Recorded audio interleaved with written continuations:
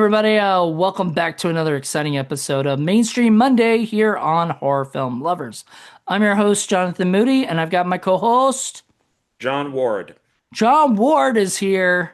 We're excited. In the In house. his house, not my In my house. Not in house. my house. Not Uh, in s- Moody's house. yes, not in Moody's house, but I'm in my house, and we are doing The Purge Season 1. Well, I mean, they're a little bit different because mine's both seasons. Yeah, Yours is just season one, right? I bought them separately, so Yeah. yeah. Um, but yeah, so we got season one that we're talking about, and I'm not gonna lie, I was having a bitch of a time on my 4K player with the DVD, and then I brought it upstairs to the living room, and it worked completely fine. So I don't know what is going on with my. I do not want another to buy another 4K player. Yeah, look at yours. So mine does that, that, Yes. all of them. Yeah, you got just two, and I got four What discs is your picture there on the inside? on the inside. I So, have I have like a nun, like a praying nun. oh, what that is? Yeah, can you see? Oh, you got the guy with the truck that we thought was a good guy, and then he ended up being a Ooh, bad. yeah, he looked like he looked like Jason X to me. He had that like really fucked up mask that looked like it was Jason's mask when he's in space. Oh, so I kind of thought he was like Mad Max, like from like a Mad Max movie or something. Oh, I that could be that too. Yeah, it could be both. And I did find, and this just came in today. I got my other Purge election year Funko Pop on clearance for $2. So I think with tax, everything cost me $6. So I just got this, and this is another one from the same guy, $6. Nice. So now I have Betsy Betsy Ross Ross. also. Yeah. So there's five. Only one of them is from Anarchy. The rest of them are Or from from, election night. yeah. Cool. So, but it's weird because like you just saw, like I showed a picture of the nun from here. You could have done something like that. There's plenty of people to do Funko Pops on. Everybody's wearing a mask, but No. I guess they just chose to only do certain ones. Well, I mean, I don't know why they do the TV show. Uh, I don't think it was as popular as the movies. No, probably not. That's probably why they did a movie instead of a TV show for season three. Yeah. But They but decided to go back to doing movies because they're like, eh, you know. Uh, I mean, honestly, I enjoyed it, you know? Like, I had a fun time. My only problem with the TV show is that there's a lot of filler, because unlike a unlike a movie that only lasts an hour and a half or whatever, you can get right into the nitty gritty and things like that. Here, I felt like there's a little filler stuff, like people hanging out talking a little longer than what I would like. But all in all, it was pretty fun. I enjoyed it. I I didn't like it the first time I saw it. And watching it this time, I'm like, oh, hey, I'm kind of digging on this. And then we get to the threesome. And Yeah. I'm just like, and this is, I did a video with Donald Wills for our film discussion for the My Bloody Valentine, the original and the remake, and we compared them. And in that, there's a threesome. There's it's two guys and a girl, and of course they're fighting over her. Nothing special about her at all. Nothing. Like she's good looking, but it's like there's why are you fighting over her? Which And I movie was felt this? My Bloody Valentine, Oh, My Bloody. Which one? The remake or the original? both. Oh, there was both had a Mhm. okay. Okay. Yeah, they follow the same storyline more or less. And then with the Purge season one, I'm thinking, okay, well the wife is redhead, really good looking. I'm like, okay, I could watch her for how many episodes? And then all of a sudden we get into this threesome where it's the wife, the husband, and then like a rich girl. And we have to have multiple episodes of them, of the husband and the rich girl just fawning over the wife. And I'm like, okay, she's hot, but that's it. Like, why do we have these movies where people are obsessed with these people and there's nothing to them? Like, I didn't get it. There is nothing with this woman, like nothing against the actress at all. But the character, why is this rich girl so obsessed with her that she would kill the husband? And with the situation that's going on there and the wife being pregnant, I'm telling you, she gets pushed down the stairs because I ain't dealing with this shit because now this rich chick, wants to be part of our family. And I'm thinking, like, there is nothing special about this girl. Like, Um, why do they care so much about her? Just why? Like, there's nothing interesting about her. um, I disagree. I liked her. I liked her a lot. I was worried. I thought she was dead or something, and then she came back, and so I like that. So, Um, besides her being the um artistic side of this business that they want to do, and the husband wants is the business side. That's the only thing we know of her. What right. else can you tell me of why these two people, the husband and the rich girl, should be so infatuated with her? Well, okay. First of all, the girl was more infatuated with her than the guy. The guy allows the threesome to happen, and then it infects their marriage, right? And to me, it's part of the the attitude of like like they weren't poor, right? They weren't poor people or anything like that. They wouldn't be called like white trash or anything. No, but they did say that they're barely making the bills. Right. And then that could be because they're living higher than their means or something, than the way that they have like their money and stuff. They don't have like a huge I don't even know really what he does necessarily. Um Entrepreneur, I guess, that he wants to start this well, business. right, And but what does he do now? okay, Because like same thing. I don't know anything about these people. We know the rich girl is rich. That's it. That's all we know. we But know the my rich girl's rich because of daddy and mommy, and daddy has a big business. What does he do? Like, I forgot. He had a business. He had a real business or something. Let me see if I can find it. Probably just in investments and all of I that mean, type he's of an stuff. investor. He's an investor, so he puts money in to stuff. Um, uh, so it does put, he does put money into it, right? So, or he's gonna put money into their business, but they have to basically join the NFFA in order to do it, to close the deal. They have to, and the funniest thing is in the first episode, they get picked up by that driver, you know, and the driver's asking him all these questions, and one of the questions is like, "Why are you going to a purge party when you don't purge?" You know, and they say, "Oh, it's a business deal." Right? So that was the point. It was going to be a business deal at that guy's house and stuff. When we see it later, we see the business deal happen.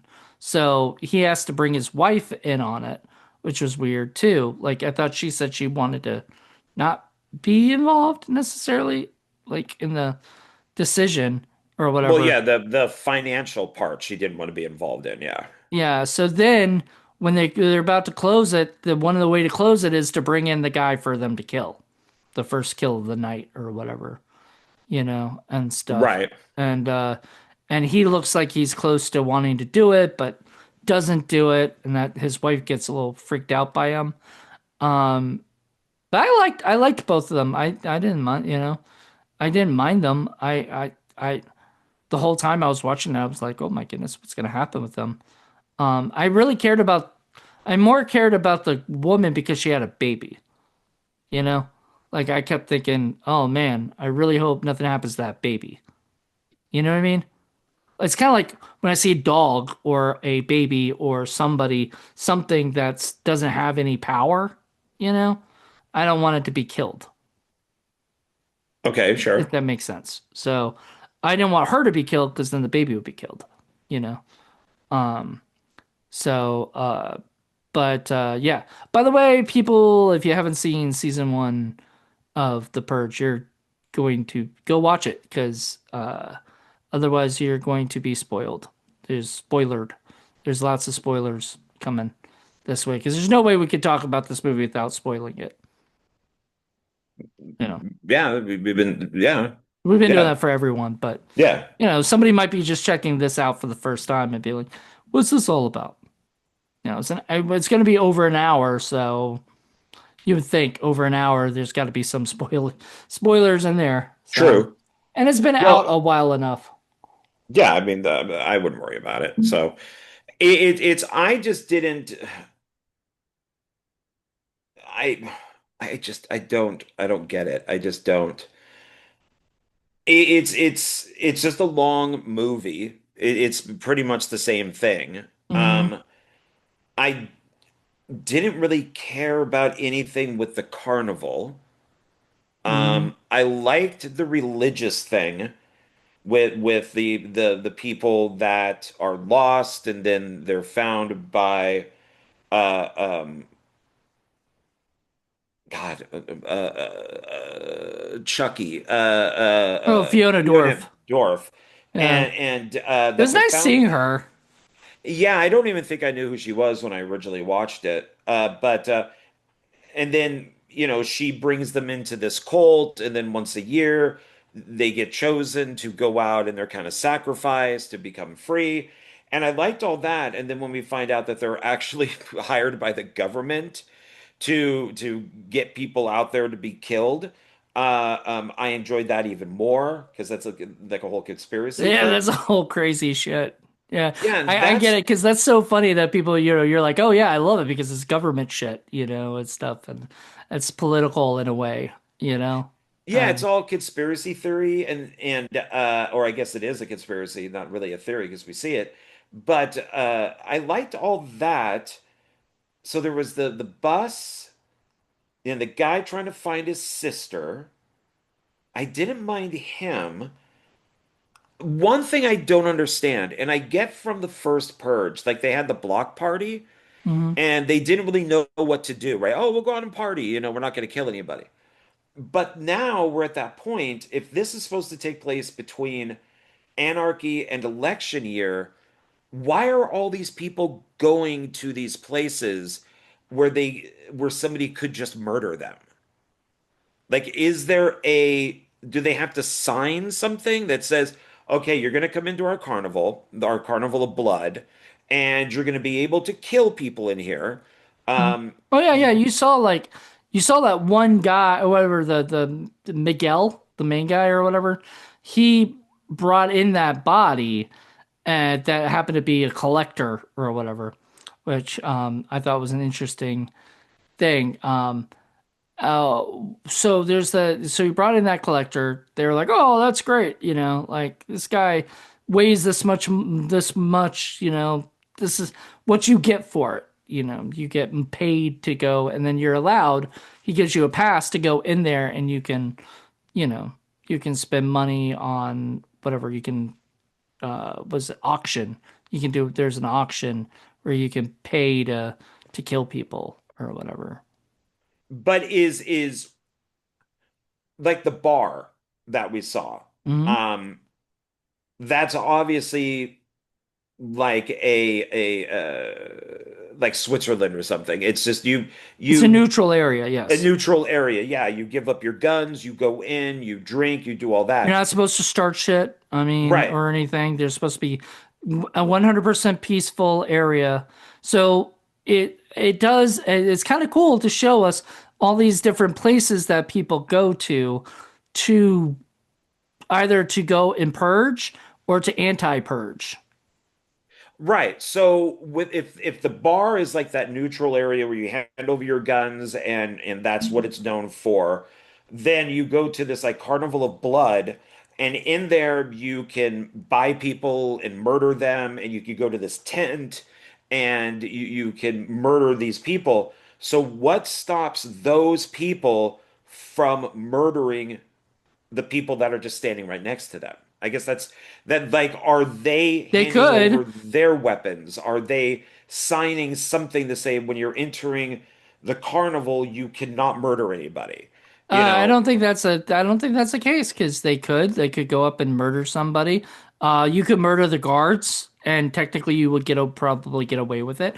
However, there's more guards. There's if you saw a lot of guards and stuff, they are they're there for the protection. If you start going around murdering everybody, instead of paying for the auction and stuff. I think there is a thing where it's a safe space, right, for people to go auction off people that they have collected, right, and stuff. So they collect or they've collected people, they've thrown them in there, they get auctioned, and then they are able to either auction if you got in, because remember he had to uh so I really like that scene where he's with the collector guy, the cowboy, you know, guy, and he's in the car with them and Miguel, and he says, you know, and he hears the people in the back and he starts feeling sorry for them. Like, oh my God, he's about to go collect these people. So instead of just letting him go, right, and then trying to figure out a way to get in, right, you know what I mean? Because he wouldn't have been able to just get in without, I don't think he would have been able to get in without collecting someone. well, yeah, yeah. So we had to, So, yeah. so you collect somebody, you Well, bring him no, in, and then but then how do all the other people get there? probably the same way. They collect somebody, they bring somebody in, they say, okay, now you can But go auction. but we don't know that though. We don't, but I mean they don't ever fully say that. But I'm they have that scene where he goes, he says, "Can I see your badge?" Right? Or whatever. So he goes in the badge, and badge works for like 2 seconds, and then he's like, "Oh, something's wrong with it." Oh, okay, never mind. And it worked, right? And so you're thinking, "Oh crap, he's gonna get caught," right? Then it turns out it's fine. It works for them. They bring the guy in. They're like, "Oh, that works. Oh, here you go. Here's your ticket into the place." I think that's it. I think that's literally, but they don't ever say that fully. Like there's no full explanation of how it works because that would be, I don't know if there would be any way to do that, like any way to fully show that. I don't. Okay, okay, so what I get is, if you're you're a trapper, you go out, you get these people to bring to the carnival for people to kill, you then get like a free pass to go in. You Right. get some money, you're a VIP type of thing. If you're just Joe Blow, I would assume that you have to pay to get in. Maybe. I Then you mean, have to pay to kill people. You're just somebody off the street. So I don't know why, because since we won't know because they don't tell us, why couldn't Miguel then just enter it as a regular person? um, I'm guessing you could, but I don't know. I think yeah, I I mean, think so, I swear I think that the only way you can get in is if you bring in somebody. It's like a specific party thing, you know? You have to know somebody and you have to bring in a person because the only reason I'm saying that is because what unless he didn't have the money to get in, he was going to have to sneak around and sneak into the place. That's what he was about to do before he attacked the guy and knocked him out. well, but that.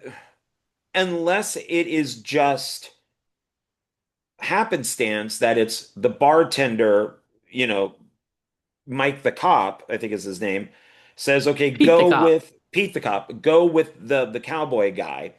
And then he can get you in, we're using my name basically, Pete the cop.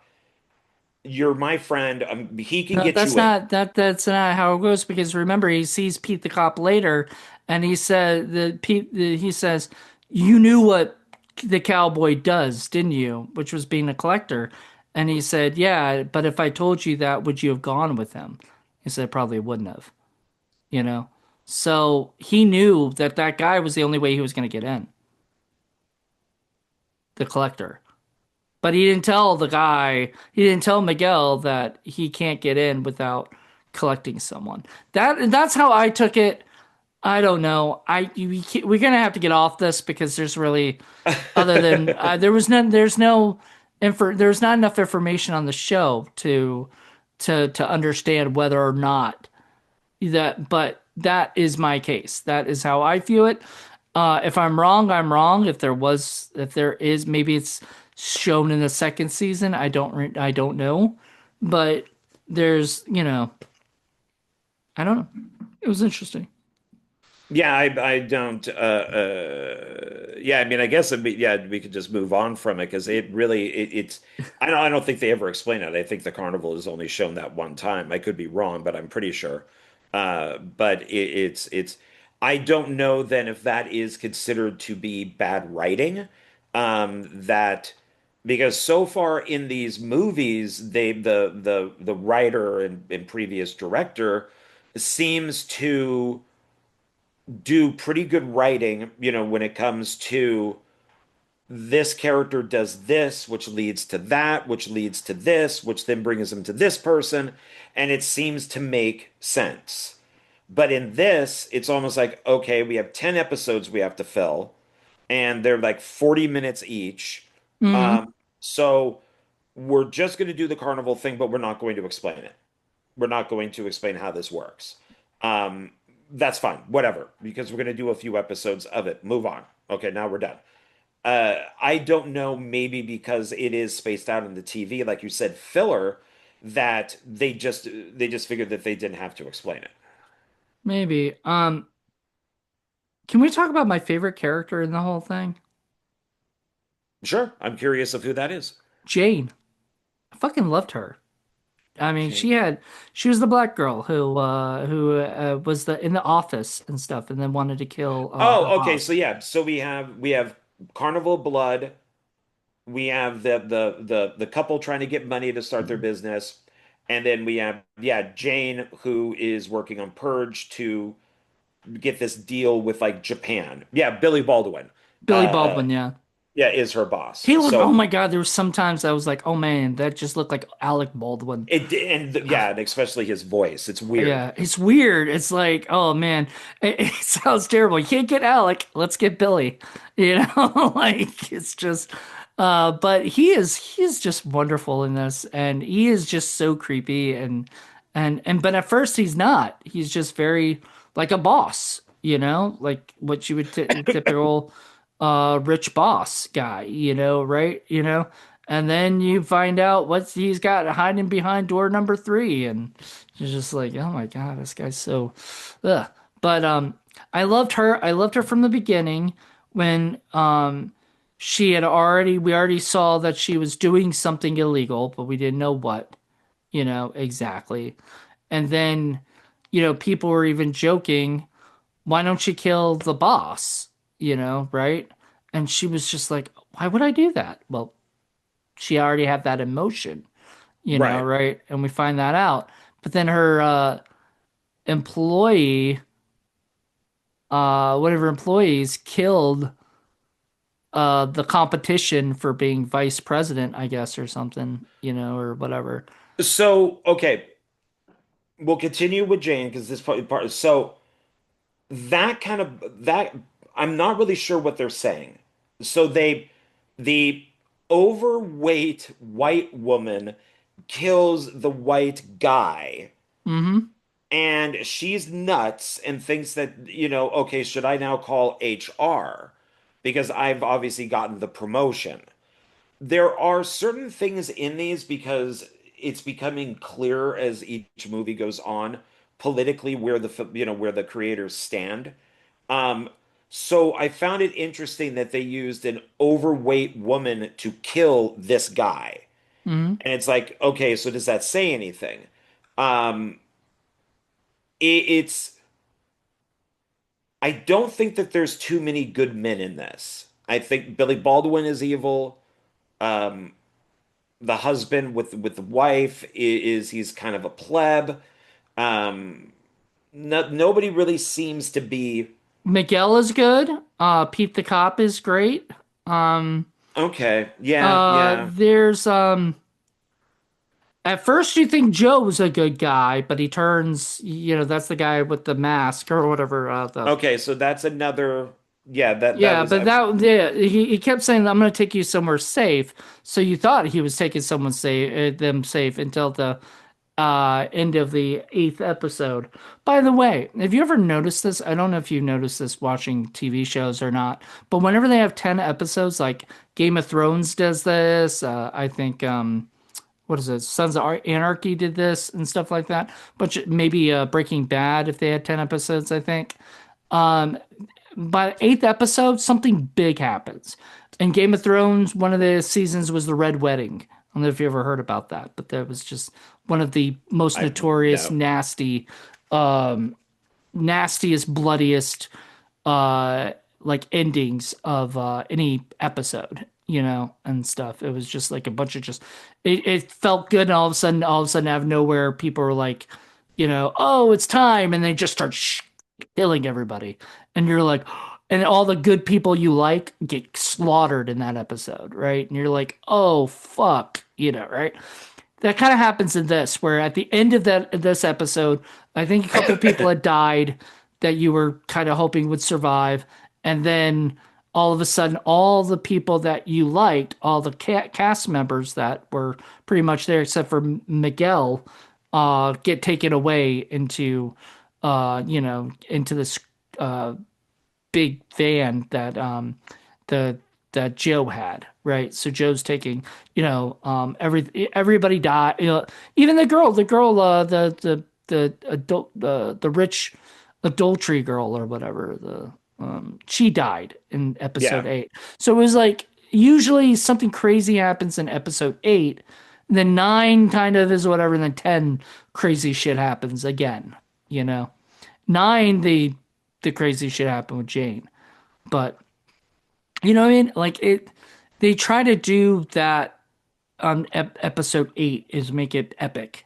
And I don't know if it's because they want people to continue watching till 10, So they have to do something big to just make sure that the next 2 episodes get finished, or something.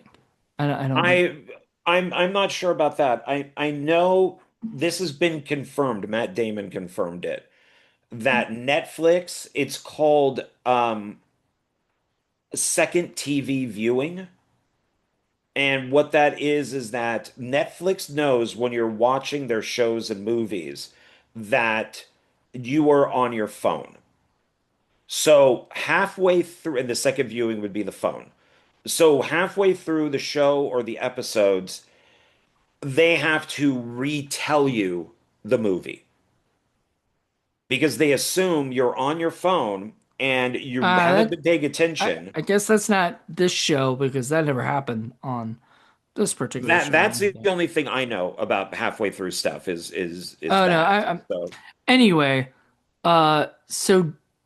So when I want to get back to what you were saying about the overweight woman, who murders the person for the job, right, and stuff. So the way I saw it was that, she thought by killing the competition she was going to be able to just move up. And she even said something along the lines of like that they said that purging makes you feel better, or whatever. And it did not make her feel better, made her feel awful and made Jane feel awful too. Like, Right. seeing it, seeing that guy murdered was not something she wanted to see. And um so that's what she gets the idea that she needs to go and, stop the killing of the boss. But is it saying something with having this overweight person kill this guy? Like what are we supposed to think that she is because she's overweight, she's nutty? I mean, what No, is the why? just that's who they cast. I don't think I don't know if that's what they figured anyway, but there was that scene where she came in to talk to the boss and she was just asking her if she wanted cake or something like that. And the boss like yelled at her and said, Jane yelled at her and said, it's, you're not going to get it's not time to talk about if you're going to get the promotion or not, or something like that. And it like was like, whoa, I was just going to ask you about cake. If you wanted some cake or whatever. So she Right. walks away and stuff, and she's like feels bad because she's on edge right now because she's thinking about what's the future, what's going to happen to her boss. That's why, like, because you didn't know until later that she had that plan, you know, because Billy Baldwin comes on and says, "Hey, you didn't tell me that you actually secured that deal. Thanks, for not calling me about this." And she wasn't calling him because she thought he'd be dead, you know. But I would have thought that she still would have Oh, called. okay. I did not think about that. Okay. Yeah. So no, I thought about that after I found out that's what she was planning to do. Then I was like, then that hit me. Like, oh, when he called in, she was kind of surprised that right? So I took it as she's dealing with all of this stuff right then and there. She's got all this things going on in the back of her head, and everything. And then on the top of that, this woman has just killed off her this guy. And I'm not sure, it got weird because this goes back to the filler stuff. I'm not sure if this is filler, if this was actual information we needed. But she was talking about her like the guy that she was dating or something, or went on a date with, and was thinking, is that okay to kill somebody over a oh no, that comes back to later when the guy tries to kill her over a bad date, you know? So that's interesting. So that's from season episode 1 comes all the way back to episode 9. That's funny. But like what I'm saying is she was the girl was talking about how she had this bad date with this guy and he just like took off and left her standing there, sitting there like at the movie Wait, theater. Do you remember that at all? at the movie theater? Yeah, she was at a movie theater with a guy and he just took off and left her there. She stranded, and it was somebody at work. Do you remember that at all? Not at all. No, No. no. I remember the black girl going on the date with Mm, Joe and that her was, but I leaving. think that was a callback to later. We didn't know that because she said, she said something to her like, you know, should I should if I could I would that's what I would purge or whatever. And she goes, for a bad date or something like that. There was like some kind of mention about it. I swear to God, I'm not making this up. It was in the movie. It was in the show. You do not remember that at all? No. Okay, well, I mean, guess maybe you got to rewatch it at some point. Maybe it'll click again. I don't know. But what character was that? That was the fat girl, the overweight girl. I'm sorry, that sounds terrible, but the overweight girl. And we No, see her actually at the movies? no, she was talking to Jane about that guy, and I think it was the guy that she killed.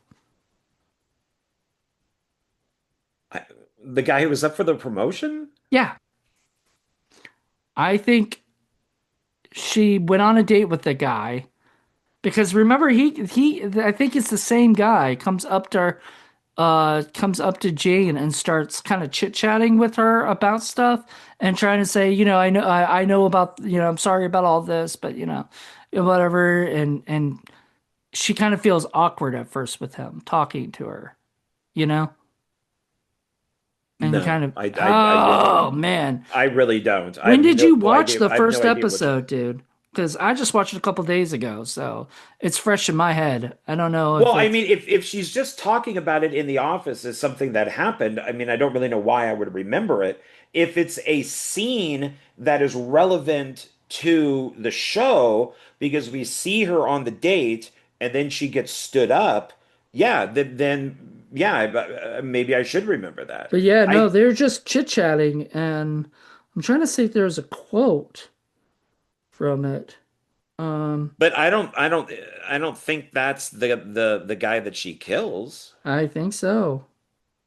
Well, but it shouldn't be think, it should be no. I don't know because they didn't say who that.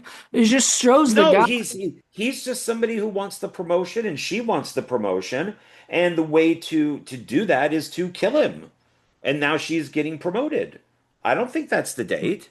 But she did talk about going on a date with somebody from upstairs or something, from another part. So I figured, I don't know. But maybe you're right. Maybe it wasn't the same guy. Maybe it was a different guy. And that was the guy that does come up to Jane and talk to her, and then later on is killed, when she goes downstairs and she sees her covered in blood and like, or standing over the guy, you know. Um, Right. Okay. Yeah. Yeah. I don't think the two are connected. okay, I don't know. It was I think they were, but I don't know, and I can't say for sure. I was hoping there'd be some kind of there's not some kind of long ass thing, right? Like for Wikipedia, like where they explain every episode, right? Well, I mean, I have a death list, but I don't want the death list. I don't care about that necessarily. I want episodes. I mean, yeah, as I'm sure there's probably some website out there that has the Purge with the different Mm. episodes. Well, no, I just want to see like what episodes, what they said about each episode. Like, you know, crap. It does not. Ooh, wait. Maybe this is it. Episode guide. So the Nationalist Party, new founding fathers of America, has taken over the White House. Wait, what? This is the first show. Okay. Uh, and instituted an annual holiday known as the Purge, in which all crime is made legal for 12 hours from 7 a.m. to 7 p.m. to 7 a.m. and the days and hours before the Purge. Citizens flock to specialty stores like Purge City to stock up on plywood, guns, ammo, and survival supplies to defend their families and homes. I don't remember that. Do you remember a Purge City store? Mm, I mean, maybe it was like a quick shot of something, but no, I don't think that was in the episode, unless it was just a quick shot of a store. No. Wow, this sums it up very Oh, quickly. well, no, I think that there was something on the radio. Oh, telling them he can do that. Okay. Miguel, the ex-Marine, desperately searches for his sister Penelope in the hours leading up to commencement. Using compassion and intimidation as tactics, in turn, he follows a lead to an abandoned hotel where he winds up in a brawl with two bazooka-toting creeps. Yeah, we forgot about that. That was crazy shit. Who are holding a girl named Kaylee hostage. He frees Kaylee and informs him that she knows he's looking for Penelope and where he can find her. Miguel ultimately learns that his sister has joined a cult and intends to kill herself in a ritual self-sacrifice. Penelope prepares for to meet the invisible. Okay, we already kind of talked about that. Jane slinks away to meet Blacka. Jane has already Blacka? Was that really the girl's name? Jane has already generated Um, a successful career in finance, but she's still unsatisfied with her role at her firm. Despite the fact that she is already in upper management, she heads into an office on the night of the purge to helm her team on the purge-proof 38th floor as they, which is that really purge-proof? Anybody could come up to somebody and just crack their neck or strangle them at any point. it no, it would not be purge proof because they're only there to make that deal happen. Right. Otherwise, they would be at home. Right. 38th floor as they attempt to close the deal before markets open the next morning. But that's not all she has in store for the evening. As commencement approaches, she slinks away to the basement of her skyscraper to meet in secret with the mysterious mercenary named Blacka. I never got her name. I never heard that name. So I don't think that they gave it, but okay. I mean, I guess in the script it would have a name. the purge begins. Jane hands Black a manila envelope filled with $100 bills. Miguel puts on night goggles and cruises slowly in his sedan looking for Penelope. Witnessing the madness, gunfire everywhere, whippings, vehicles overturned, bodies dragged through cities like Hector. The NFFA party activates its purge gates and takes an odious turn to meet Rick and Jenna, second guest coming. Penelope witnesses the brutal murder of her comrade Arthur. So that's the first episode. Do you think that pretty much satisfied it? I I mean, there's a lot that goes on, but okay. I'm trying to. So Allison, a member of Jane's team, snoops around James' empty office and comes across something she definitely was not supposed to see, which was that she was going to murder her boss. You know. Later, while talking shop with Jane, she brings up the idea of the theoretical purge list. This was your thing you brought up to me the first movie that we watched. She said, "Do you have a purge list?" And I was like, "No," and I still don't. Gotta have a purge list, man. I still Gotta won't have a have purge one. list. I won't You have one should. ever. Never. You should. In You should. short, the people you want to kill. And tells Jane she wouldn't blame her for putting the company's CEO, David Riker, on the list for passing over for partner. Flashbacks reveal David once tried to extract a sexual favor in return for promoting her to partner. She denied his advances and paid the price. Jane mulls it over and watches a first person live stream of her hired gun, Blacka, take down Purgers. Yeah. So I thought she died at first. Like I thought she got killed by some purgers, but no, she was the one just killing people, I guess. Do you know what I'm talking about when she like leaves, walks out of the thing, and Jane watches her as, and then like blood splatters onto the thing. I don't the door that happened. I don't remember that now. All right. Uh, things take an awkward turn for Jenna at this. Jenna. Oh yeah, Jenna's the couple. Um, which I think I mentioned this to you before. They were Jenna and what was his name? What was the other guy's name? It probably says it. Rick and Jenna Betancourt. And those are the guys, the couple that have the threesome and stuff. And he was it she is they're both named after somebody who worked on the project. He was one of the writers and he was one of the executive producers. And I thought I sent that message to you and said I would never put my name in there. I cast Oh, a okay. character named Moody. I always thought that would be weird. None of my actors, unless I played myself, I would never do that. I just think that's weird. So, especially if you have like a specific name, like if your name was Smith, then that's fine, you know. But if your name is like Moody or even to be honest, Ward is not as common, as like Smith or Jones or something cooler, or whatever. All right. Anyway, so I'm trying to find that part I was telling you about. Maybe it wasn't in this. Maybe it's in this one. It's either this one or the next one. I just want to see all the Jane stuff. Um, yep, Purge Night is ramping up. Jane bears witness to an unexpected murder. Yeah, so it doesn't tell me any of the extra shit. It doesn't tell me if Jane talked to Allison. That was the girl's name, Allison, the overweight woman, the heavyset Uh-huh. woman. Was Uh-huh. named Allison, and it doesn't say. It just says she Jane bears witness to unexpected murder.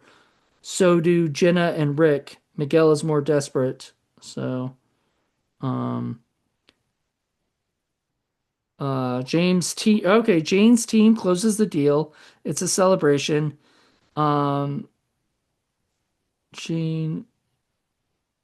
Was it Jane frets in the opposite corner as she unsuccessfully attempts to connect to the live feed of her hired gun, Blacka, after David Riker calls in for the mini party. Jane wanders upstairs away from the party and in the safe zone in search of Mark and Allison, the two members of her team vying for VP. To her horror, she finds Allison stabbing Mark's lifeless body with scissors. But it doesn't say anything about them talking before or any of that situation. So No, if you notice his clothes, not all of his clothes, but like his jacket and stuff were on a chair. So I think she's like, let's go fuck. right, And then she brought him upstairs, and then he takes the coat off and all that, and then she starts just killing him. stabbing him. Yeah. Yeah. But I don't think that's the guy that's on a date or anything. I think it's just Yeah. Well, I don't a think maybe that coworker. wasn't the guy that was originally on a date with her, but they do mention it. They do mention that. So I think that's call back later for later where she says, I was on you're gonna kill me over a bad date? Seriously? Like, she should have been like, I was just talking to my friend about this earlier. Like, this is stupid, you know? Like, why would you do that? You know? Which I think Right. is stupid. They bring out that Joe is like Joe is like my least favorite character, but he's kind of the main villain in a way at the end. He becomes like the Thanos of the epic thing. He's the big bad at the end. Because he's Thanos because Thanos wants stupid shit too. Thanos wants to kill off half the fucking world and shit, which I think is, you know, I'm in complete agreement with Thanos. this So is what I had a feeling you would be. absolutely, and yeah, And that's why yeah. I'm not, because we're definitely different people in that sense. Um, Well, this but but the stuff with Joe is he's just a petty child. yeah, It's somebody doesn't say thank you for holding a door open, or it's just petty shit that's why but when I first saw this, I was like, okay, Joe's helping people. Please don't turn into a scumbag. Please don't do that. Because I am so tired of men being treated this way. And they start out good and then they become an asshole. And guess what? He becomes an well, asshole. and So it's I want to bring this up too because I was actually thinking about this. I was driving down the road today over by William and Mary, campus and stuff. And as I'm driving, somebody jaywalks, some girl jaywalks, right? And that's fine. I don't care. Whatever. I stopped my car. I waited for her, but she didn't even like acknowledge me, right? She didn't like, she didn't wave or say thank you at all. She just kept walking. She went slow. She was slow walking across the street. Usually when I do something like that, I run across the street, because I don't want to take up people's time, and stuff. I'm respectful on it. And I wave to the people who stop at me, because I want to acknowledge that they're very nice. They could run me over. They have that power. They have that, they'd be in trouble for doing that, but that's, they have that if it were purge night, I would definitely not be running across the street with cars being, whatever.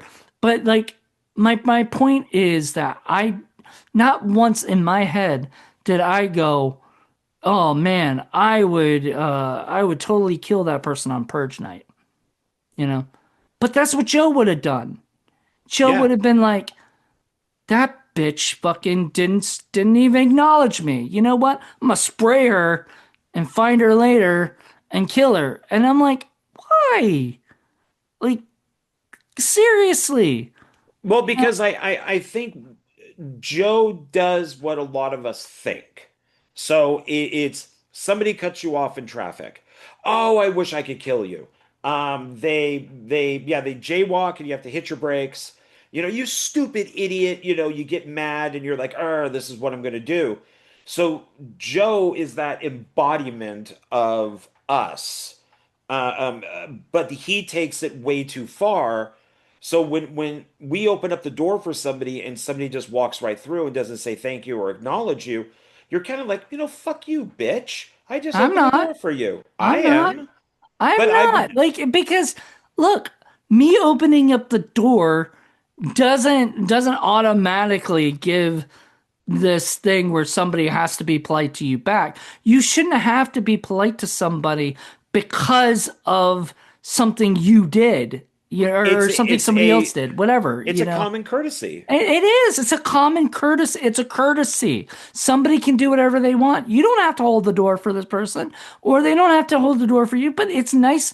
It is nice when you get acknowledged. However, that doesn't mean you should go and kill somebody over it. No, no, no, I don't think so. But yeah, I think Joe takes it way too far. Right. But I do think that for a lot of people, maybe not all, because you're obviously not all, but it is fuck you. I just held the door open I for know, you. but I don't get that. I just don't. I don't get getting mad, but doing something that you should be doing anyway, just to, No, to be nice. no, you don't. You don't have to be, but you just said it. You don't have to be You nice. don't have to be nice, but like if you're going to be nice, then don't expect anything in return. I'm part of a group. I'm not going to say what because, we're not supposed to, but I'm part of a group where, you know, we're told to go if you really want to, if you really want to feel good about yourself, period, go do something nice for somebody and don't expect anything in return. you know? And that's how I feel it should be every day. Just do something nice once for somebody and don't expect them to say thank you. Don't expect them to just be, because that's just human decency. Human decency is holding a door for somebody. Human decency is and not expecting somebody to have to return any kind of favors, you know? But it's not a favor. It's an acknowledgement that you did something nice. So then, if you don't have the person say thank you for holding the door open or just a simple thank you, then you're kind of like, well, fuck it, I ain't gonna do it again. And then you just let the door slam in somebody's face.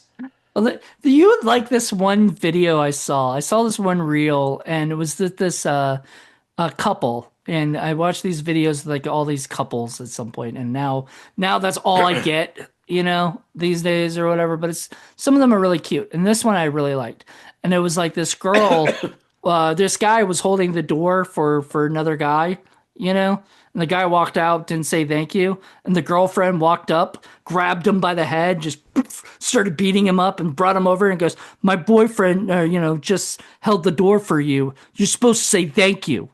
And the guy's like, "Thank you." Right? Yeah. It's like, right? No, come on. That's just ridiculous. That's No, it's not. Not at no, all. No.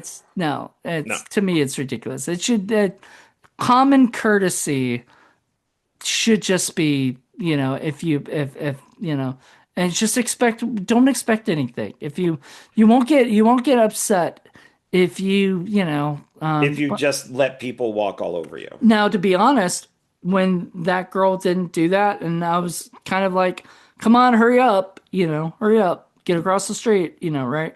I drive by, I go down to a actual, what is it, walkway, whatever, crosswalk. and this one guy walks slowly, whatever, just like the girl did. Then this other girl kind of comes up after him, waves to me, kind of smiles, saying thank you, basically for letting me, and kind of brushes off so, she could get across the street. And I was like, that's that's nice, It was nice to get that, you know. But would that have ruined my day or made me want to go after the person or made me have road rage, for that shit? No. No, it's silly. It's no, I mean, have you ever seen the movie Falling Down with Michael Douglas? I know the premise is like he freaks out and has a really bad day or something and then goes out and starts killing people.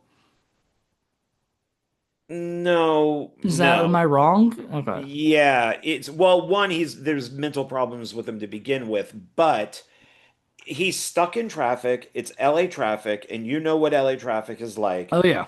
He gets tired of it. He gets out of his car, and then he kind of has this journey where he comes across pretty much everything that we hate.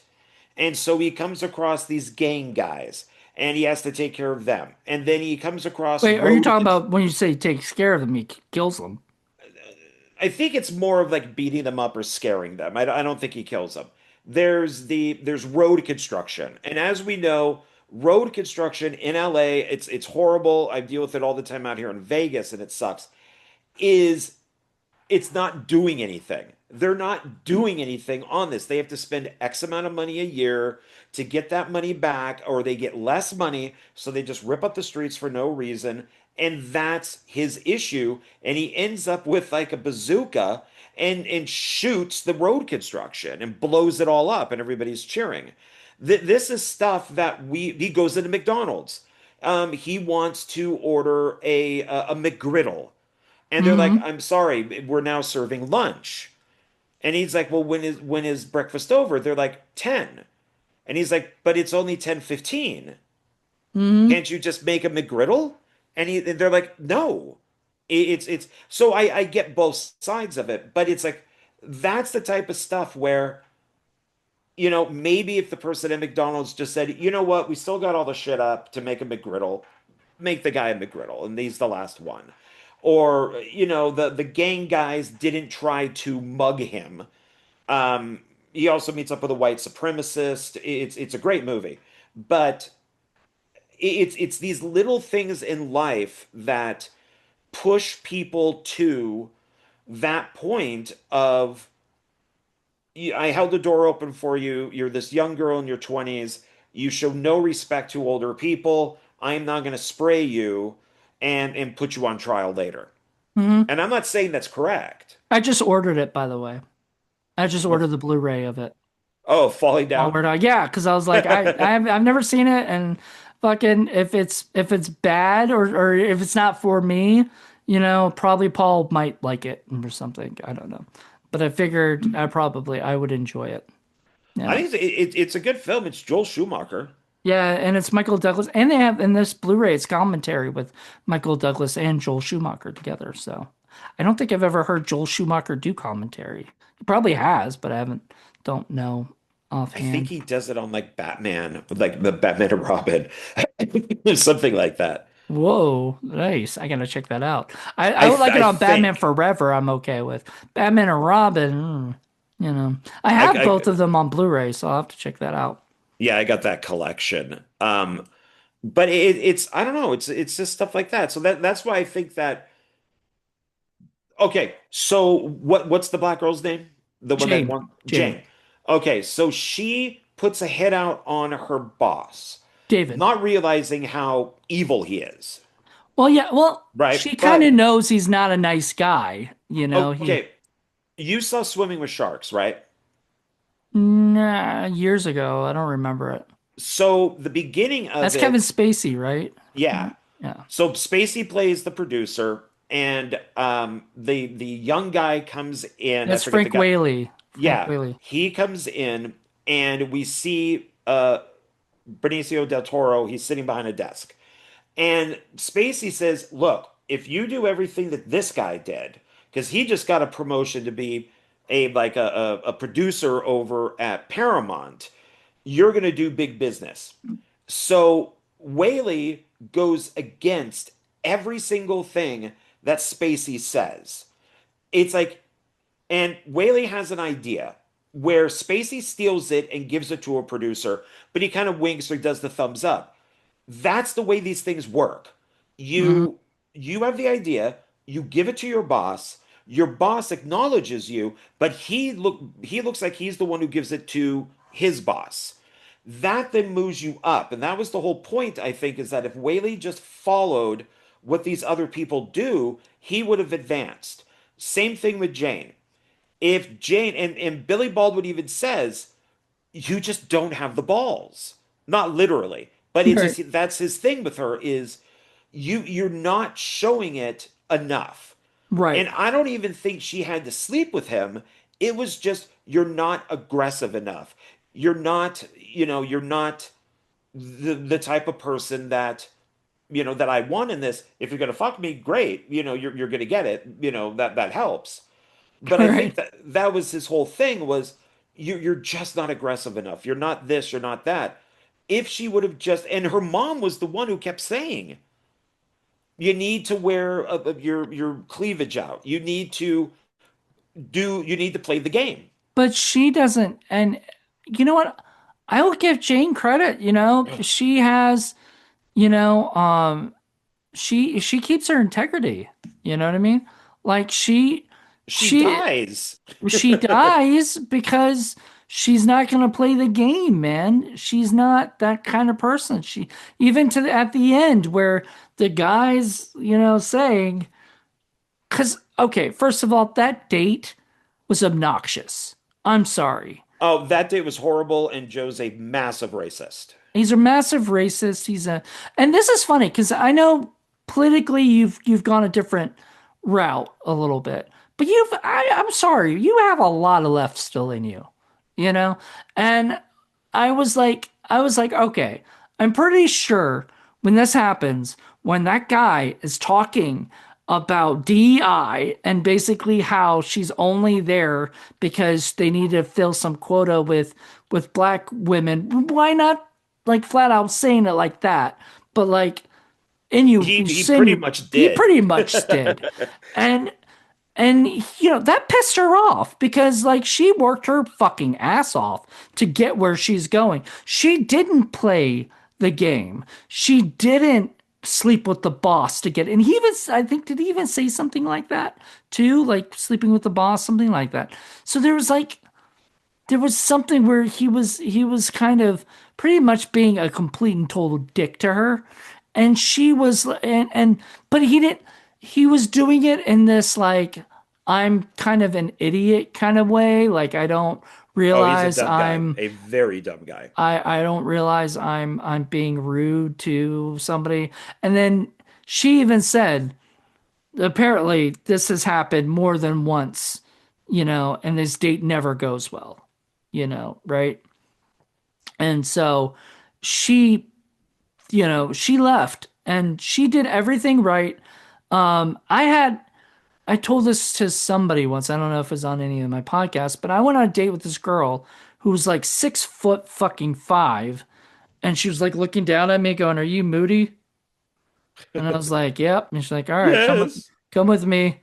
And we start walking in Busch Gardens and we go, and I was like, "So what ride do you want to ride?" She was like, "I don't ride rides." I was like, "Then what the fuck are we doing in Busch Gardens?" And then she was like, "I just like to walk around." And I was like, "Oh, this is gonna be boring." So we sat down at a table and started talking. And then later she's like, "I gotta go to the bathroom. Do you need to?" And I was like, I'm good, thank you." And she goes to the bathroom, and then I wait and I wait and I wait, and she doesn't come Oh back. no. And then I get a text from her, "Hey, sorry, I had to run. Let's do this again sometime." I know Oh. it was one of the worst dates of my life. I'm so happy it happened because now I have stories to tell about it. But when it happened, I was like, what the fuck? What a fucking bitch. Right? Like this. Oh, and I forgot to tell you, she was on her phone when we were sitting down and she was looking at other dates, other people. And Oh. how I know this is she said, what do you think of this guy? Oh And I'm no. like, this is not going well. But I shut my mouth. I don't tell her off. I don't tell her fuck you. I don't make a scene at Busch Gardens. I just sat there, let that fucking happen, and walked away. Or like whatever. I walked away from it because it's one of those things where, yeah, I had a terrible date like that. Would I want to go and find her on the purge night and kill her? No. It's a fucking terrible date. Like I'm better off never seeing her again, Well, you know? that's her point when she's talking to Joe is it's just a date, grow Yeah. up, be an adult. And I think and he does not acknowledge that he was the one being rude and racist. She even brings that up to him. Yep. And And she's actually to a degree kind of nice because she paid for the meal. yeah. Well, She and he tried to pay for the meal because he wanted to make. So here's the thing that I've sort of learned with dating and stuff. It's not a date if the guy doesn't normally pay the whole meal, you know? It can be a date if both sides pay, if there's an agreement on it, and there's a second date attached to that. Some girls don't want to pay or don't want the guy to pay for their meal the first night. It's fine. But generally speaking, it's not a date unless I remember I was talking to a friend of mine about this when I worked at Busch Gardens. I that my friend said, I went out with one of my friends from church. We went out to the movies. We went out to dinner. Was that a date? And I go, did he pay for it all? And she goes, yeah. I was like, yeah, it was a date. It wasn't just a friendly hangout. But she wasn't sure. I'm going to disagree with that. What? Do you think a guy paying for everything doesn't necessarily make it a date? No, the guy paying for everything is being used. It's a even if it's a date where romantic stuff could happen down the road or a relationship, okay. So I think it's okay for the guy, the person who asked the person on the date should pay for the meal. Right. So if the guy says, hey, Susan, you want to go on this date? Okay, fine. Then he can pay for it. If the woman, and this is 2026, so the woman can ask the guy on a date. If she goes, hey, Steve, do you want to go on a date? Then she should pay for the date. Now, there should be I feel like, and I don't know if this doesn't really happen much, I don't think. I think there should be a talk before food is ordered. Like, I'm gonna, like, is it okay if I take care of this, or do you want to take care of this kind of conversation? But I don't think that happens a lot because people are so worried about it but I mean if some girl comes in and says, "Yeah, I'll take the lobster and the steak and all that shit." And then by the end of the date it's like, "You know what? I don't ever want to see you again." Like she should have to pay for at least her shit that she did, and I, stuff. I I would say that it would probably still be the guy, to be honest, because it's then he could sit there and say, "Hey, I paid for your meal, but we're never gonna date it. We're never gonna go on a date again." So, But I'm saying if the girl says that, if the girl says we're never going to go on another date again, then I think it could be switched over and said, well, okay, then, I mean, I don't know. well, Maybe that's rude. I don't know. no, there are. I've seen a couple movies where, and I think they're more comedies or dramedies, where the I think it's more on the guy's side, and the guy's supposed to be more of a dick, but but they're on a date, and something maybe happens with the guy, and he has to leave, and he goes, okay, so she's going to pay for her food, put that on her bill. I'm going to pay for my food, put this on my bill. And then he leaves. And it could be for a dick reason or whatever it is.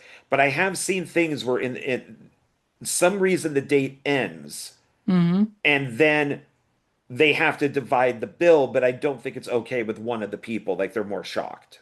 Hmm. I mean, I don't know. I guess I don't know where we got from this. I guess from them going on the date. But do I I view that as that was a terrible date. And you shouldn't go after the person you had a terrible date with. That just it was so funny because like when he got revealed, when he took off his mask and he was Joe, almost everybody was like, "Oh, Joe."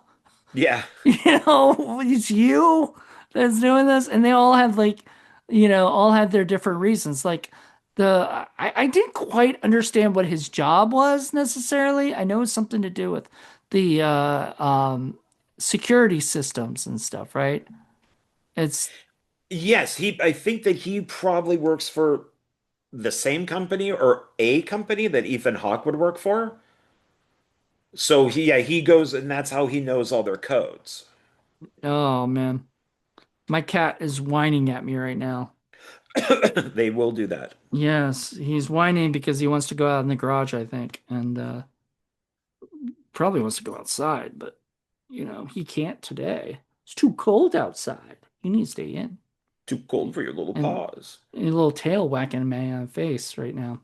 Um, you can't see him because, the whole thing. Unless you So what do you think then about, because I'm sure we're probably going to be wrapping this up soon, the ending with Joe. um, The alarm goes off. Everybody's like, "Fuck, there's nothing we can do. The alarm went off." right. But the Miguel doesn't give a shit and just shoots Joe. I And almost then like, the is he dead? Because like I almost thought he wasn't dead at first, because it seemed like he just shot him where he had the bulletproof vest. I'm guessing he drowned. I don't know. But That's anyway, he as it died. sinks down. Yeah, I mean, yeah. But and then Pete the cop's like, "Well, I heard the gunshot, but it was before the alarm went off."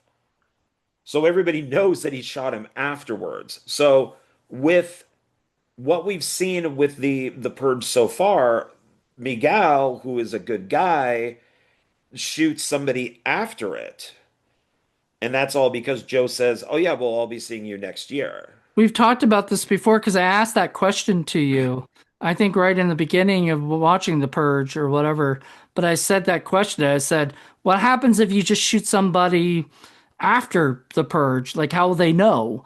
And technically, unless somebody heard it after, like Pete the cop did, what is it? It didn't, you know what I mean? Like it wouldn't matter, like, or it would matter. Like they would be probably the cops would be called on that, or something. I don't know. Somebody would call the cops and say, "Hey, somebody killed after the purge," you know. I will say this though. It was interesting that Pete the cop was like supposed to be untouchable in a way.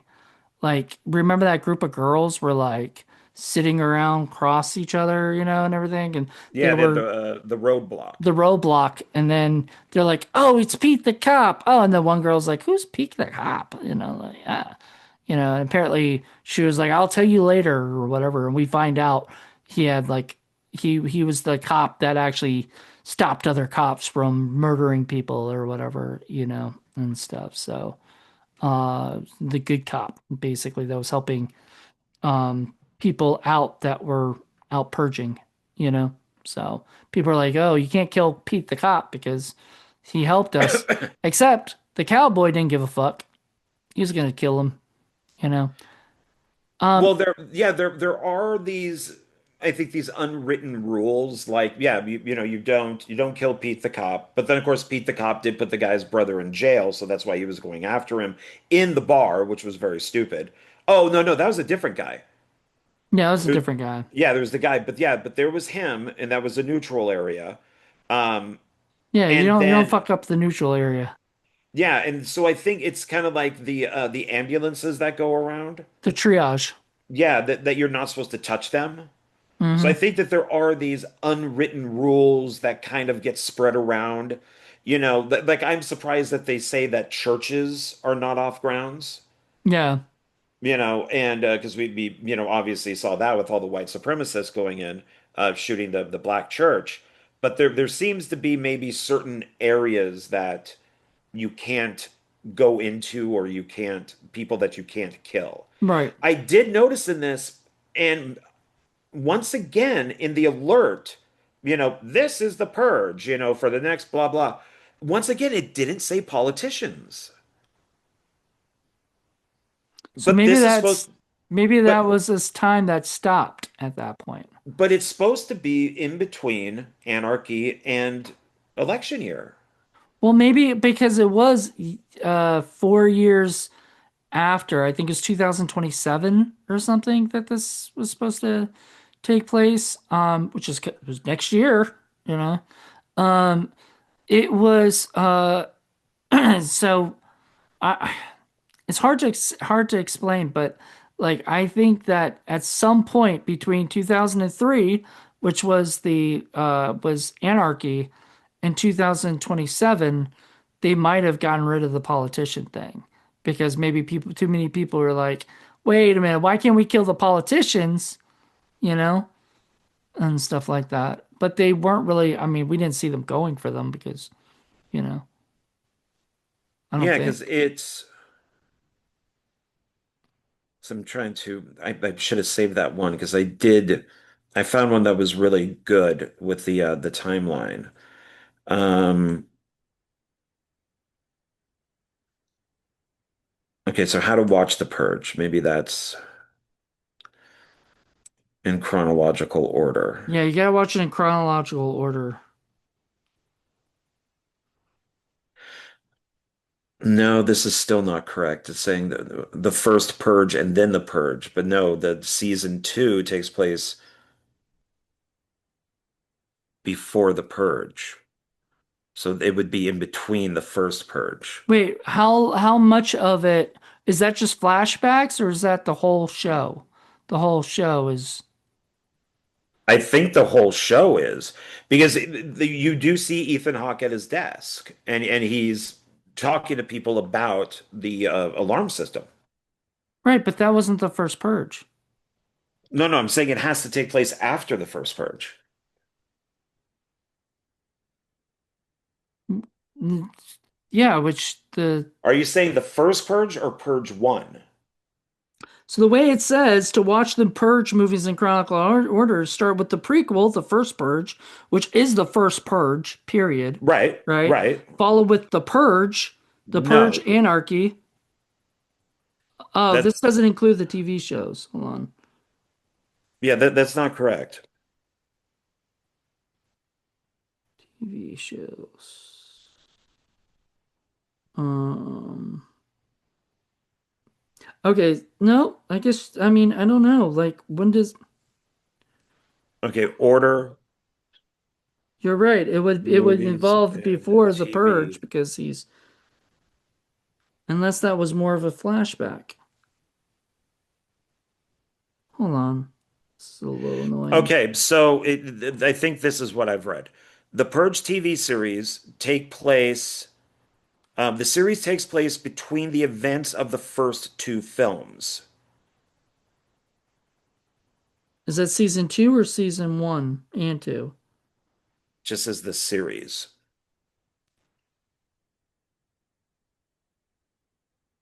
Hmm. Hold on a second. Well, it would have to. It can't take place after election year because election year, right, ended it, right when she becomes president. I'm gonna look this up real quick. Um so when was the okay, so the Purge, James Sandon, season two. So that was the end No. of um so the last episode of season two has Ethan Hawke in it, right? Showing that like basically what time period it is. So it should be because I guarantee that is a that was supposed to be like, oh, okay, this is when it took place, before Well, yeah, because 2000 it should be the first Purge, then season two, season two, then the Purge, then then Purge Anarchy, Anarchy, then then season one, season one, then election year, election year, then then forever. forever. Yeah. If you watch it in chronological order, probably, yeah. That's That would be my guess. I mean, the interesting thing is like there's a couple years that haven't been told yet, you know. So they could do what happened in 2024, what happened in 2025, 6, 8, 9, you know? Like there's a lot of years that they haven't covered yet, you know. Well, and that's, I mean, they're making that new movie, so I'm wondering when I that think it's takes going to place. be like that's going to be the latest thing I think because I remember reading something about it being international, right? Like it going it global, you know. A global threat. That's what I read that was the plot. So that would be after Forever, I'm gonna guess. The Forever Purge. If they go that way, then that would make sense. Yeah. Yeah. But if they go, like you said, I mean, or whatever was said, it could be any time. I did like where this was. Uh, I enjoyed all the characters. Penelope was one of my favorites. She was so sweet, you know, but she kept wanting to die, and that kind of kept making me sad. You know, first she wanted to die, but then at the end, she has that great arc where her and Miguel are now in the triage. You know, they're helping other people out. They're protecting other purge people, which is, I feel like, was perfect thing for them because he went off to war and left her alone, and then he comes back and now he's doing what he can to help other people instead of running away from it. Right. You know, I Yeah. thought, But maybe if she never joined the cult, you know. well, it was she was so sad and she was so lonely. I mean, that's the thing. It's like Scientology or any of these other, you know, religions that come in and tell you, you know, you're better off with us, you know, or whatever, and it's bullshit, Well, you know. what about her abusive, druggy boyfriend? Oh God, I hate that guy. I so was hoping. I was so excited when he died, you know, like because he just was a useless little fucking tool. And he was whiny too, like such a whiny little character, you know. And so I was happy when Miguel killed him. And then Well, she and I am a believer of if you just don't serve a purpose, you know, what are you contributing to? What are you, you know, what are you working and making money and buying things to help the economy and you're paying your taxes and you're this guy just seems like an absolute waste of life. And it's no one would be but worse if this dude died, you know, I and he mean he did. just talked about how he had no family, he had no you know, because he talked about his mom and dad being in prison or something, and even if they got out of prison, he wouldn't give a fuck about them, you know, and stuff because he's living his own life and whatever. He's telling Penelope all that shit, and it started making me go, okay, well, this guy's a piece of shit, you know, and stuff seeming like it. And I guess you're supposed to sort of like him a little bit because, but he was just nasty to Penelope, and her brother saw that and decided to, you know, kick some ass and take some names, you know. I was, I yeah. yeah, I was just glad he got killed.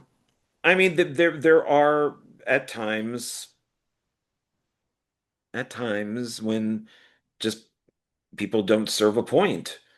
You know, you're just a waste of space. Maybe, but I don't know.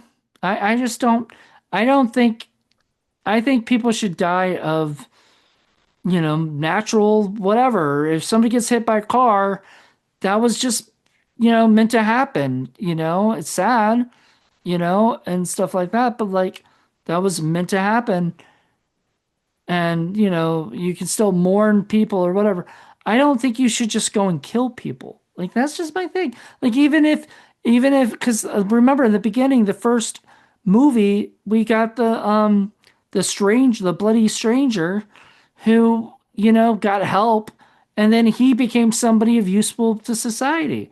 But if they had just killed him, just took him out because he was a poor, you know, homeless guy, you know, he never would have been able to help people like he did.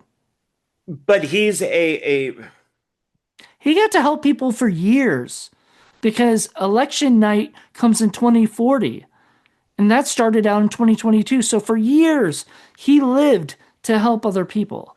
I So do you think the abusive druggy boyfriend, if he was given a second chance, would help people, or would he just stay the scummy druggy boyfriend?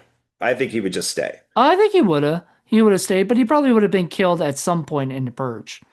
Like he would have been killed I mean, and the stuff. way that he's killed, I thought was fine. I mean, Oh he's no, no. he's And you look, it using the was sister. to to me it was self-defense. And in self-defense, I'm always fine with it. Like if it's you or me and you're coming at me with a knife, I'm going to kill you if I can, or you're going to kill me. But I'm going to protect myself from that. That is why I've always said if I'm at the house and people come for purge night to come kill me, I will purge. I will kill people, but I won't do it because I enjoy it. I will do it because I'm defending myself. And so that was what that was with the killing of the boyfriend or the druggy boyfriend. They killed him to protect themselves. So didn't mind that at all, you Okay. know. Um there was a couple deaths I didn't mind because they were, you know, protection, and stuff. When you're killing the security guards who are trying to kill you, that's fine. If you kill, what is it? The crazy chick, Lila, or what I think it was her name, Lila or whatever. She was the with the rich parents and stuff like that. When she tried to kill the guy and he kills her instead, or what did he kill her? Or did the wife kill her? No, the wife kills her because I think that she's strangling him, strangling the husband, Yeah, and then because she did something to him, like she stabbed him, and so he couldn't defend himself as well. So she was on top of him, and then you hear the gunfire, and then yeah, she's shot in the side, and it's the yeah, wife who does it. Yeah. yeah. And then she's looking at her like, "Oh my God, I can't believe you would do that to me." I'm like, I mean, you're trying to kill my Once husband. once again, you're getting killed over somebody who why? Yeah. Why? Why is So, she so important to you? It's like uh, but uh, I don't know. Sometimes you can't explain these things anyway. So anyway, the point is that I'm okay with because or we forgot to talk about the neighbor, the neighbor who has dog, trained his dog to shit in the guy's oh yeah, yard. yeah. And then his wife later is killed too. But like at first, that was actually kind of funny though. Cause like the girl goes, your husband died trying to kill us, blah, blah, blah. And he's like, why would you tell her that? And she's like, isn't it good that she knows before she died? You know what happened? Well, not really. It didn't matter. She died. I Like I had no problem with her telling, I mean, she should. I think that because the husband is such an asshole, the rich girl should tell the wife everything just to insult him, yeah, and type of thing. That it's because that's once again, it's a petty thing. You park your car like by my house. What I think that was it. yeah, And so he's gonna kill them over that. And the or guy's like, I cherry could tree or something. yeah, it was a tree. It was his tree, and they accidentally cut it down because it was on their property line. And she Yeah, even said that. The wife said that. It's on our property line, but we didn't realize it was your tree. right. You're really gonna kill somebody for that. That Yeah, that's how and petty these things they are. even said to the guy, "Let's just work this out." Like after the purge is done, just like let's just sit down and talk about this stuff. It's too And late. well, yeah, that's what he was saying. But I'm like, is that fucking too late? You know, It's not too late. I was, I was like, you know what I said in my head? I go, when the guy dies, because I was glad he got killed by Lila or whatever. She kills him and stuff.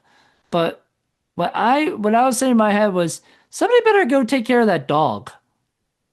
Like call the next day and say, hey, there's a dog that needs to be taken care of. You know, I'm guessing after all this, because I didn't know what was going to happen later, that maybe that's not on their agenda. It's not in their thoughts because there's just too much shit that went down that night. Where was the Yeah. where was the because like guy dies, the husband dies, Rick dies at the end. He gets shot or whatever by the security guard or whatever guy that got in that and everything. He dies, and then at the end, we see the baby. It's been a year. We see the baby and the wife. Was she on a boat? No, I think she's just like in a room, just overlooking. Okay. I don't know where she was, but I was like, what is she? Because the TV was on. I thought she was on a boat and she was watching TV on a boat, and then I guess she was going to go get away from the purge, and stuff No, because I because, think she's like in France. oh, Yeah, because they did, they said something about France, didn't they? yeah, so I think she left America because the purge isn't happening in France, and she's now raising the kid from in France. But I think that she was just in like a nice apartment or villa or something, overlooking the ocean or whatever it was. This is why they need to do like a another this is why they need to do another Purge movie and have it international because then there's no escape. You can move to France, but they've got it in France, you know? So you're fucked no matter where you are, you know? Right. And then you try to go out into the sea, you think, okay, I'll just get a boat and I'll just be on the sea. Pirates come and kill you. Arr, me matey. As long as it's Johnny Depp's pirate, Yeah, that pirate would be okay with. Pirates of the Caribbean, that you would be know. okay. But I don't know. It's such a crazy idea.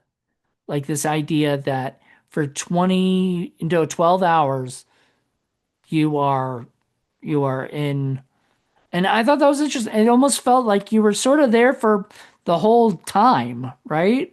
Because it does kind of show the clock, ticking. This is how many times before the end of the purge and stuff like that. And so you sort of see, oh God, like what is everybody doing? It kind of reminds me like 24, the Kiefer Sutherland Yeah. show, where you have 24 hours and you have a whole season. The whole season is 24 hours, I think, right? Like Yeah.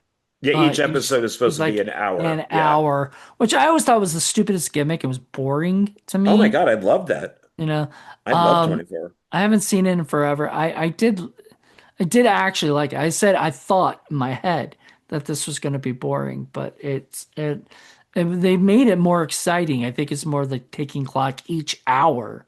And you're just like, how can you make 24 hours? Like, but my first thought, like really thinking about it, is like, when do they show people sleeping or do people stay up for the full 24 hours?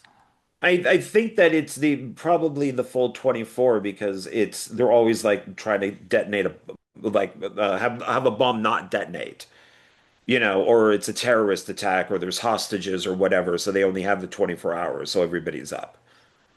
What about the guy booby trapping with explosive his own home? That was dumb, but I see why they did it. It was dumb because he had his father there, and his father could blow up if somebody just didn't realize that, oh shit, there's traps here, and stuff, Well, right? he's probably maybe assuming that his dad's not going to get up. He's just stuck Well, in no, no, bed. no, that's not the thing. But if somebody comes into the house, it blows up. So, Oh, dad, I guess would go along with it. Yeah. yeah. So I'm like, you're gonna kill your dad over just making sure nobody comes into your house? For at least, yeah, for those 24 hours, yeah. Or For 12 12 hours. hours. But like, so he didn't really care about his dad that much? Because somebody could see a house and say, "Ooh, I'm gonna rob this place because it's the purge, and I can rob people, and then blow up, and then dad blows up with it." I think that was the stupidest thing. But the only reason I see why they did it was because then later they can go, okay, he probably booby trapped the school too, right? Yeah, but I'm thinking it was only for the purge. Right. So it, But it wouldn't be before or after. But yeah, I mean, if somebody just if some kid just kind of wandered onto the school grounds, yeah, they could get blown up. or kid walks over to his house, you know, and says, "Ooh, I'm gonna rob that place." He walks in, blows up, and then blows up the house, blowing up his dad in the process. I think it was stupid. I think it was a dumb idea, but it made sense because they saw because both Miguel and what's his name, Pete, see the explosives and they go, "Whoa, whoa, whoa. We can't go through this. We need to cut these things." And they start cutting stuff and they get into the house. That's how they find out where. And that was so obnoxious how they found it out. Because I was like, how are they going to find out where they are? And the guy goes, "Well, you're never going to be able to get into that school." I'm like, he wouldn't have said that. He wouldn't have told them that. He wouldn't have told them the school, and stuff because, that's giving a hint where the guy is. He's trying not to, he didn't want to tell where his son was. I don't know. There's just some things like that had to be done so that later when they get to the school, they notice there's more bombs around there, so that they go and, disable them and stuff, right? But they had to, if they didn't know about that, and just went into the school, they would have blown up. So it was just a way for the writing for them to be able to understand. Well, and I think that you're correct about that because like I even wondered when with the cowboy and then he had his guys, there's the fight in the street, that To the happens. MSG or whatever that thing was, the Yeah, that big missile. missile, I was like, damn, That was good. that was And cool. and then but then right they fight the guys, our two main guys, and they run to the school, and all of a sudden it's like the guys, the cowboy and his men are walking in the school, and they're like, "Well, we don't know where they are. They must be around here somewhere." And it's like I'm thinking that is not good writing. That you're telling the audience something one that we already know, and it's like it Maybe it's that cell phone thing. Maybe they think like, maybe people be looking at their cell phone, not paying attention. Oh, wait, how did they get here? What's going on here? Right? No, yeah, maybe because it's just I that's that why we've got bad writing now, you know, because well they think the audiences are dumb. they kind of are. I mean, it's that's why we have so many bad shows, Bad shows, bad movies, movies, bad. I mean, but we shouldn't. We shouldn't be treating our audience like morons. We gotta treat the audience like they're fucking smart because, I'm sick of bad writing because of it, you're supposed to show, not tell, right? You know, that's the idea of movies and television, is show, not tell. When you're reading a book, it's different because, you're reading, you can't show, you know what I mean? Like, but you have to tell. But when you're watching a movie, people are seeing stuff in front of them, you know. Now, if they're not paying attention, that's their fault, you know. Well, that's the attention span of these people is that's why they're But somebody had to figure that out. Somebody at Netflix because it was the Matt Damon Ben Affleck movie that was just on yeah, I Netflix. saw that interview with them. Yeah, and so somebody had to figure that out. And I guess when you're talking to the two guys who won an Academy Award for Best Writing, and they're going, well, wait a minute, why are we repeating everything? And then Netflix goes, oh, this is why, because it's the second screen theory. Um, they're probably very confused because they're like, wait, what? That what? And they had to do it because they made a movie for Netflix. Hey, I watched Running Man, the Arnold Schwarzenegger Running Man, on at the airport on my iPhone, Oh, there you go.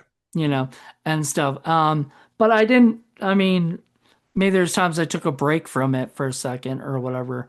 Um, but this movie had Running Man in it a little bit with the Oh, yeah, yeah. contest that the guy had to do, and Miguel had to get out so he could get his car and everything, which I thought was weird that they kind of stopped shooting at him once he got closer to the car.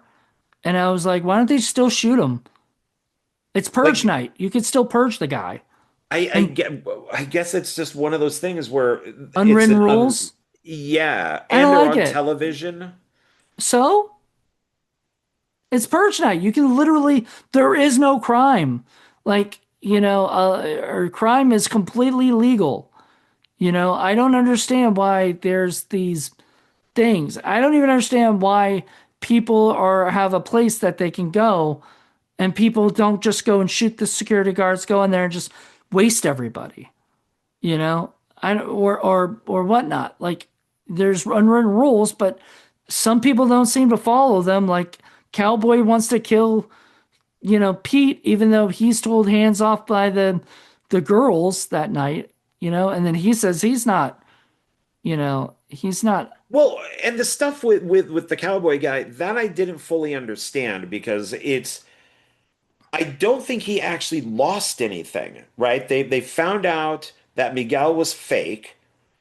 The He cowboy lost the guy, the couple that was in the back of the truck. He let those so people go.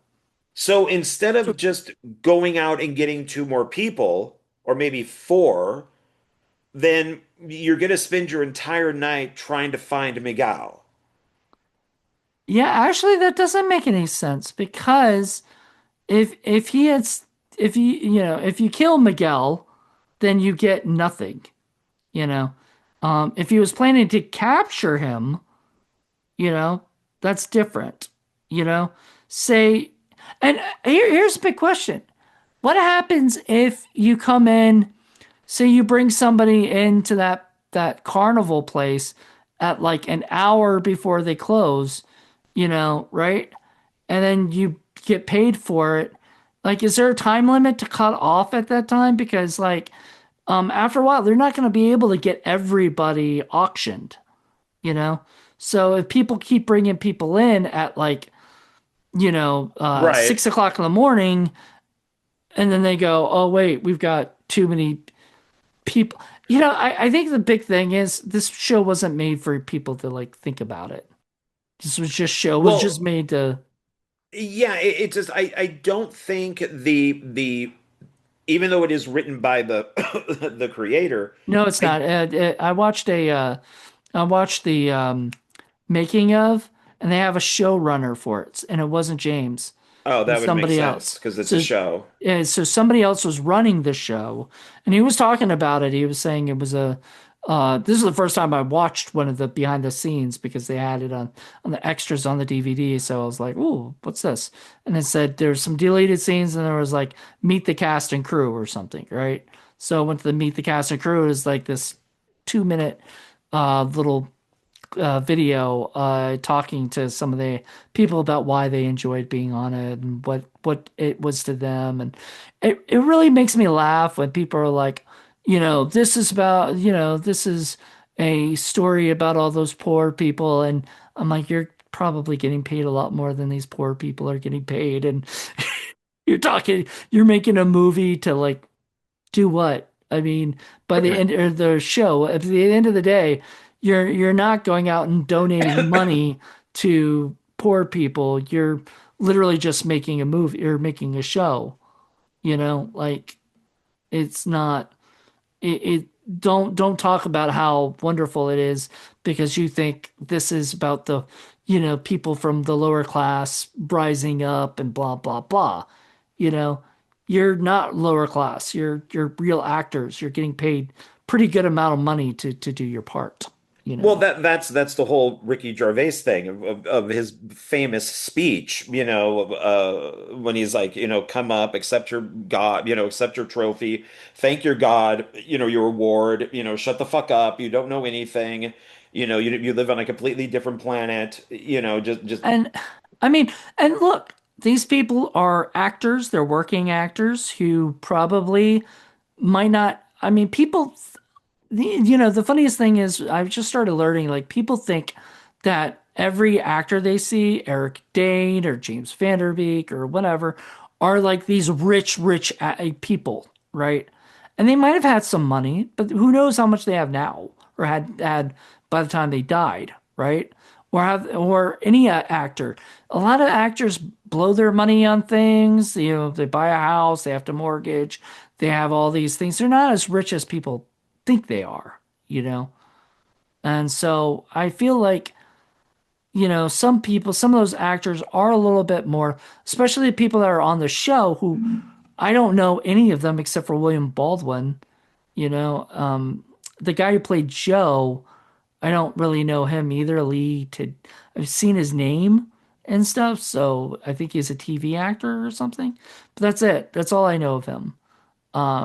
But I don't even know. Like once I saw his face, didn't ring a bell. Like I wasn't like, oh, it's that guy. You know, Billy Baldwin. I was like, oh, it's Billy Baldwin. Like I could recognize his face anywhere. You know, right. so I don't know. I was a little bit annoyed by some of the things that people said for it, but all in all, I mean, I enjoyed it. I thought it was interesting. I'm glad there's only two seasons. I don't think the show really should have gone past one season. So I guess it did well enough. You know, do you know how well I guess does it tell you how well it did? It's kind of weird because this doesn't it doesn't really. Okay, let's see. So, I mean, if you want to go off of like Rotten Tomatoes, it got mixed to average reviews. Um, like Rotten Tomatoes out of 38 reviews gave it 42%. Metacritic out of 13 reviews, it got 44. Public is nothing. And of course, I can't give a budget or anything for it because it's a TV show. I wish you could give a budget for it because um ah the Purge TV series, the first season of the Purge TV series had a reported total production budget of approximately $44 million.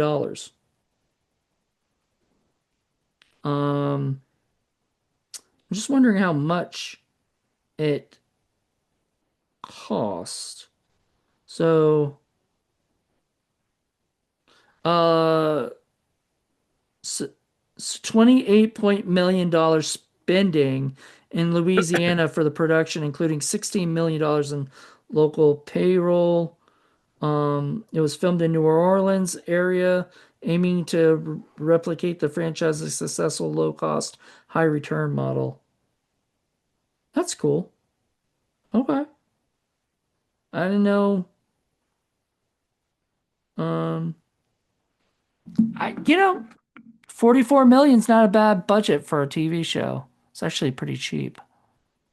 Like when you look at how much freaking Marvel spends on their freaking shows or whatever, they spend as much more than a movie, you know, and stuff like Secret Invasion cost them so much money, you And know. it was so awful. It was terrible. It was bad. Um and I thought it was a waste of killing off one of my favorite characters, which was the Kobe Smulders character in it. Is that the hot chick who got Yeah. shot? Yeah, in the first episode. They just Yeah, killed yeah, her off. She was from the first few movies and stuff. She was and then part of yeah, Shield Shield. and Yeah. So it was really sad, and I love her. She was from How I Met Your Mother. oh, that is her. Okay, all right, yeah, yeah. Robin Schabatsky in the show. Okay. But yeah, so she got killed off, and I was like, what a waste. This series, because I think they thought this series was going to be big, you know, because they're spending so fucking much money on it. So They it must spend be, way too much money on so it must have, everything. yeah, they overblow their budgets, which is so funny considering like they don't need to, you know? I mean, if you do something like the Avengers, you know, where you're gonna have like a billion actors in the movie that are big name stars, yes, that movie's gonna be blown up to be a huge, to make a lot of money, and stuff. But like when you do uh Secret Invasion, it shouldn't be that much. 44 million should be your budget. But I guess that's how much Samuel L. Jackson would cost, in just one episode. Yeah, true, true. Fucking, oh my goodness. Anyway, motherfucker. Um, so, oh man. So I don't know. I thought it was an interesting movie or series. I'm iffy about what season two, because I think you said something about you didn't like season two or something, or No, I didn't like season one. I like season two. but then you said you heard different things about season two, so you may not like season two now that you've kind of changed your Oh no, that's Forever Purge. oh, Forever Purge. Okay. Yeah, I had when I brought it up on Philip's channel that we were doing this, and I said, "Oh yeah, I think my favorite one is Forever Purge," and then people in the comments were like, "Yeah, but they hate Republicans. It's all about hating Republicans. It's all That went, But is "Oh, okay, that well, sort of a lot of the gist of all of them?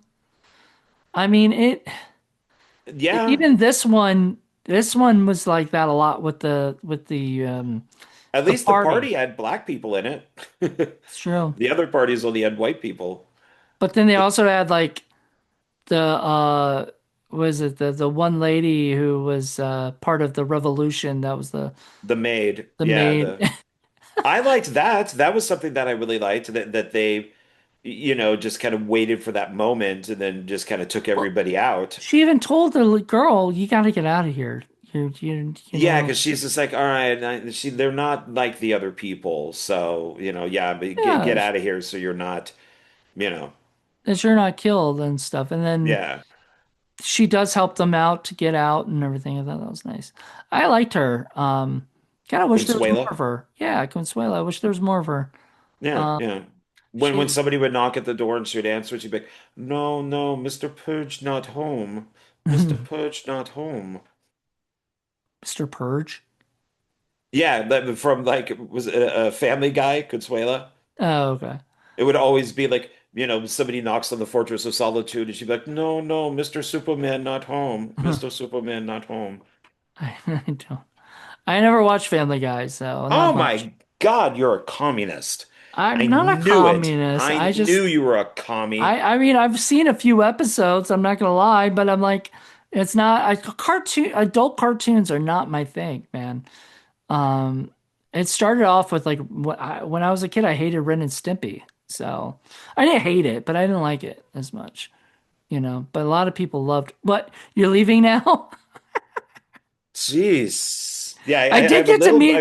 I met one of the creators of, or what, not the creator, but the guy who worked on the Ren and Stimpy, Bob Camp, and everything. So he was very nice, and I interviewed him, but I liked a few episodes. Like I've liked enough where I can talk about it and stuff, but I didn't. It wasn't my cup of tea, man. It was harder for me to watch because I'm very much a traditional, like, cartoon guy. Like I like my Saturday morning cartoons. That's how I like it. And so anything that's different than that was not my cup of tea, And that's fine, you know. Okay, man. You like what you like. You know what I mean? I I do. I mean, you probably didn't like Thundercats when you were growing up, you know. It's- I was more. I mean, Thundercats was okay. I was more of a Thundar the Barbarian guy. I interviewed Lion-O, the guy who played Lion-O, Larry Kenny, and I asked him how he did the voice of it, right? He goes, "Well, you do realize it's my voice, Jonathan, except instead of saying, "Hello, Jonathan, how are you doing today?" I'd be like, "Hello, Jonathan." Right? It's just everything's so more dramatic, for him and stuff. And I was like, "Oh, that's cool." Anyway, random, random thought in my head. Seems to be a Yes. thing. Yes, I know, John. You know. Yes.